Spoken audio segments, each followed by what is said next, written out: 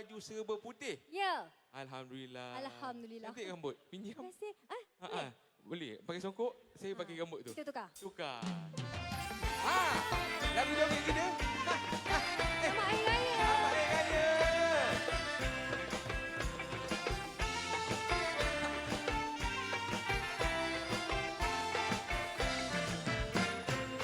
Indahnya sungguh di hari raya, ramainya orang bersukaria.